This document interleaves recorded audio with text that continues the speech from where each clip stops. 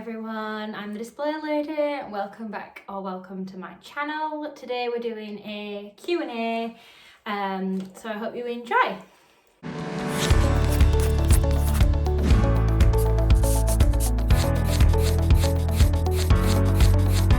Okay, so we've got quite a lot of questions and some of them are kind of big topics, so I will mention them when I get to them, but I probably will film separate videos for some of them because there was quite a lot of questions on some topics and it's going to take me long to explain. So we'll just dive right in, shall we? Question number one was, are you still on Roaccutane and how is it going?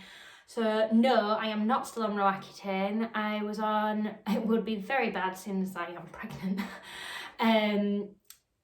I was on Roaccutane from February last year till around about July, so a couple of months. It was fine, just drying, but obviously that's what its job is, it's meant to do that. To be honest, I think it's the best thing that I've done for my skin. My skin is miles better. I don't know if you've seen my recent vlogs, but you'll probably see that my skin is pretty clear in comparison to what it was like before. I might put a before picture here, maybe. So I'm just going to show you a close-up of my skin after 1 month on Roaccutane. I will zoom you in now. So you can see I've still got a lot of red kind of lumps all here. In here is much better than it was before. I used to have quite a lot of spots in my chin. Again, this side's similar with the red lumps, and they kind of go around the corner. My forehead's much better than it was before. It's quite smooth as well. My skin feels quite soft. It's not dry, although I have moisturised this morning. My lips, I haven't moisturised this morning to show you how kind of dry they are. I moisturised them at about 7, and it's currently 11:15. So it's been a couple of hours. I don't normally go this long without moisturising them because they're just cracked and quite sore. Not super sore, just kind of uncomfortable. So yeah, that is currently 1 month progress. And it does kind of ebb and flow, so it's not always that red, it's not always that not red either. So there we go, 1 month update. I didn't put one, it's because I thought it was horrific. But yeah, honestly my acne wasn't as bad as most people's acne is that go on Roaccutane. It's just that we exhausted all other options, so that is what we decided to do, we being me and the doctor. And yeah, honestly it was the best thing ever. So yeah, finished that in July, so all clear. Next question, do you miss your classroom? Yes and no. Yes, I miss my classroom because like obviously you spend a lot of time sort of putting the displays up, you put a lot of like your life and soul into your classroom. So yes, I do miss it in some ways, and no, I don't miss it in other ways because it's kind of nice to see my house, which I don't get to see all that much of usually when I'm full-time teaching because as you probably know, teachers are pretty busy and I spend a lot of time at school when I am there, so yes and no. Okay, the next question is kind of a big topic and it's one that I'm thinking maybe a separate video might be better for. It's have you struggled with mental health or stress and how have you balanced that with your job? I think the short answer is yes. I think if any teacher kind of said they hadn't been stressed, I don't think I would believe them, because it has its stressful moments. I do find that difficult because I do have like a bit of anxiety as well, so I find observations and all that kind of stuff quite stress inducing, quite anxious I get. So yes, I have experienced that. And mental health issues, yes, I've also experienced those. And how did I balance that with my job? It's a difficult question to answer because it's not a case of balancing it with my job, it was a case of just carrying on with my job until I overcame my mental health issue. Again, this is like really a whole separate video about teaching stress and mental health, to be honest. So the short answer is yes, and I just kind of plodded on with my job. But if you want like a more in-depth video about that, I feel like that's very personal, so let me know in the comment section. I'll just leave it at that for now. Advice for UK teachers who want to start YouTube. So I had a couple of YouTube questions. Advice making YouTube videos was another one as well. So again, this could be a whole other video on its own, but sort of the whole thing was around red tape, I guess. So the way that I kind of looked at it was, what I do in my private time is my business. So these kind of videos, well, it's my personal life, so it's not really school's business in my opinion. But with regards to filming at school, like, you know, vlogging and stuff like that, so only film when it is your free time. So I have set up the camera and kind of filmed me teaching a slight amount, and I do mean like a tiny bit, and I did set that up at playtime, so it was just on speed recording me. Do not get any of the children in your videos. Also avoid like your school name or school logos if possible at all, because really if you're not mentioning your school and, you know, you keep them kind of out of it, it's a little bit less, you know, on them kind of thing. It's like more your opinions, but it's difficult. It's a line that you've got to decide whether you want to cross or tread, I guess, rather than cross. But yeah, it's a difficult balance, and a lot of the American teachers put a lot more on with regards to their children and the school than I do.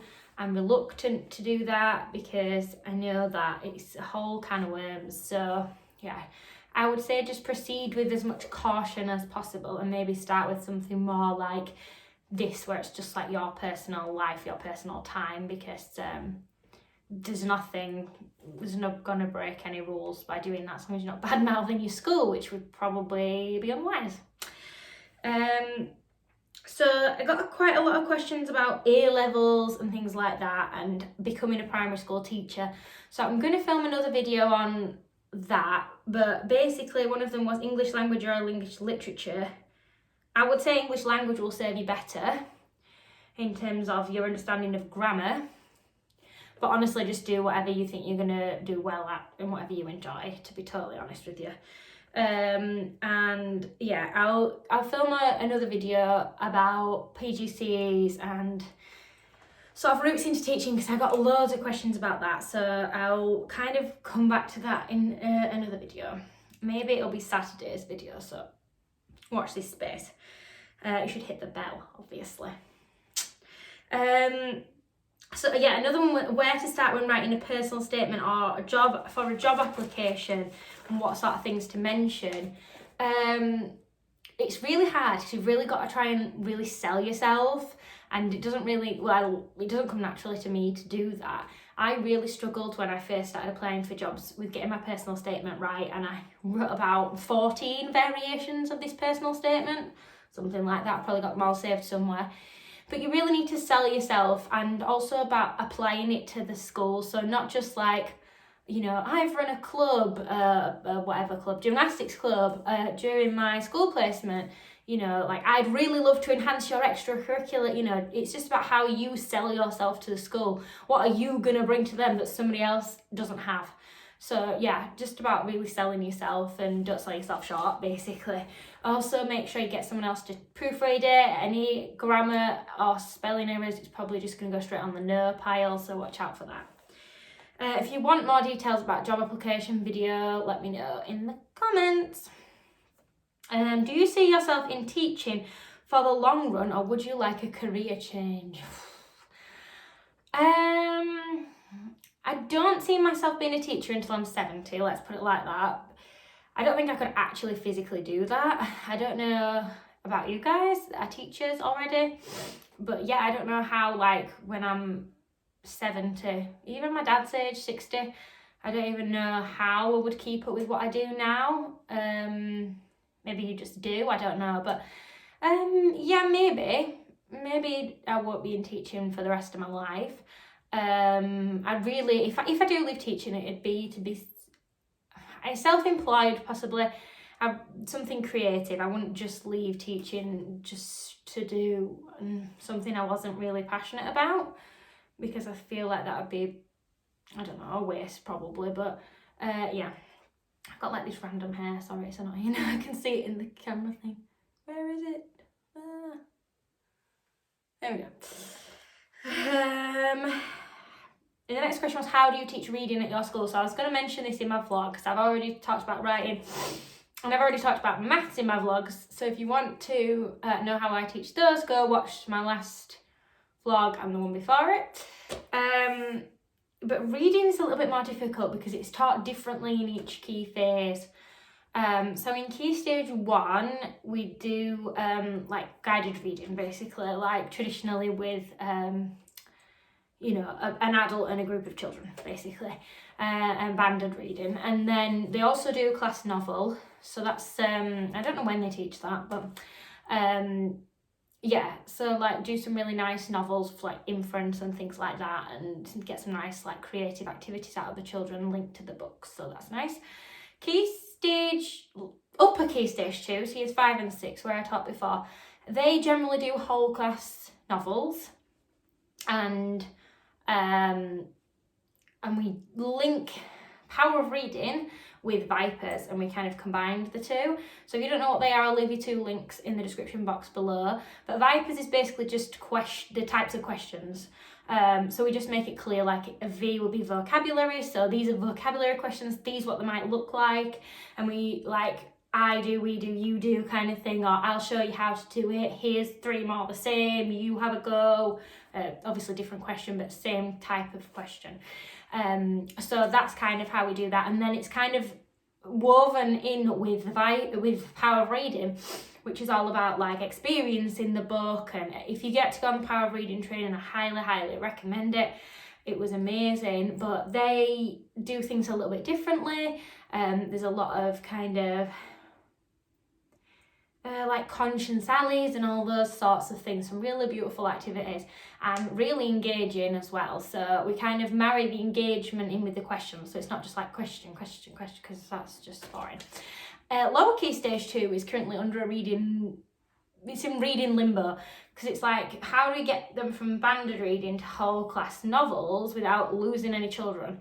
So we're in this kind of balancing thing in my phase, and we've not got it right, I'm not going to lie, but that's the whole point, acknowledging that it's currently not really right, and what we're going to do about it, how we're going to change it, what we're going to do differently, because you do the same thing over and over and expect different results, that is not going to achieve anything. So this year we kind of started with a class novel, then we changed to banded, and then we went back to a class novel. It was a bit so I think next year is going to be a little bit different. Obviously I'm not going to be there for the whole year, but I will be there in September, so hopefully I'll get to and hopefully with this whole work from home situation, I'll have time to kind of really think out the reading in lower key stage 2, so I may have an update for you on that later. But that's it for now. I got quite a few questions about SLT and my role in SLT, so again I thought maybe that might be better as another video for the people that aren't really bothered about knowing about SLT. Linked to that though, I did get a question of, do you want to be a head teacher? The doorbell's gone. Burb. Sorry, what was I saying? Linked to that, do I want to be a head teacher one day? I used to think yes, and now I think no. It just, I don't know, I feel like I would have less opportunity to be like creative with like the displays and stuff like that, and that's kind of the stuff that I really like and I really wouldn't want to give up. And as much as like the class teaching stuff's hard and it presents different challenges, it also contains a lot of the things that I love too, so yeah, probably not. So what are the best things about teaching? That was another question, sorry, that I got. there's lots of best things about teaching, really. The kids are obviously one of the best things about teaching. If you don't like kids, I don't really know what you're doing teaching, to be honest. You know, they really are hilarious and bring so much joy, and like they're just so random. Like you can't predict one day to the next, and sometimes that can be such an amusing, delightful thing, and sometimes that can also present a challenge because you don't know what a child's coming into school with, what kind of baggage is going on there as well. So that's a challenge, and I do find like the personal side of things sometimes is hard, separating that from your personal feelings, and like sometimes just wanting to take the child home with you to keep them safe, that kind of thing. So yeah, biggest challenge was another one of the questions, so I'm just kind of marrying them together. Obviously I love displays, so that's the best thing about teaching for me. I love that, and like and like having my own classroom, I love that. I remember like training, and I couldn't wait to have my own classroom and just do it how I wanted and organise things, because I'm type A, love organising, so that's something that I really like about teaching. I liked teaching certain subjects, but then the challenge would be I don't really like teaching other subjects because they're not things that I enjoy, or they're not things that I am very good at, because nobody's good at everything. So I do find that difficult, and with the way that the curriculum seems to be going at the minute, it's like you've got to be an expert at everything, and that's just impossible in a way. Cat, stop. Yeah, no, meow. What, meow?